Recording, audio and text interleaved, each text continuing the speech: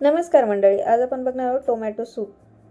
तर त्यासाठी इथे मी 5 टोमॅटो घेतले आहे, 1 कांदा, अर्धा गाजर आणि अर्धा बीट। ते आपण सर्व बारीक कट करून घेऊ। तर सर्व कट करून झाल्या भाज्या की इथे मी कुकर मध्ये 1 चमचा तेल घेतलं, त्यामध्ये 1 चमचा बटर, तर यामध्ये 1 तेजपान, दालचिनीचा तुकडा, 6 काळी मिरी घातली आहे।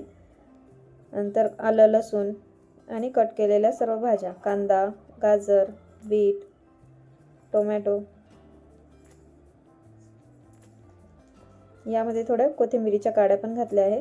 हे सर्व छान मिक्स करून घेऊ आणि यामध्ये 2 ग्लास पाणी घालूया।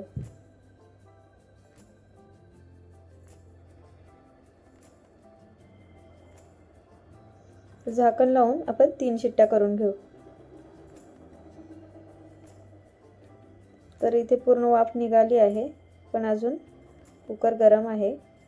तर यामधले दालचिनीचा तुकडा आणि तेजपान काढून घेऊ आणि याला पूर्ण थंड झाल्यावर आपण मिक्सरला बारीक वाटून घेऊ।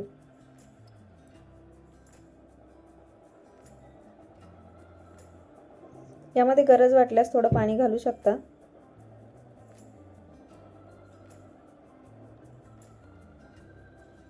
नंतर याला गाळून घेऊया।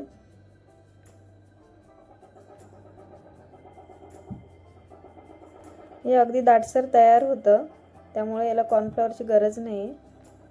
अगदी छान असं सूप तयार होतं। तर यामध्ये चवीनुसार मीठ आणि मिरेपूड घालून याला एक उकळी काढून घेऊ।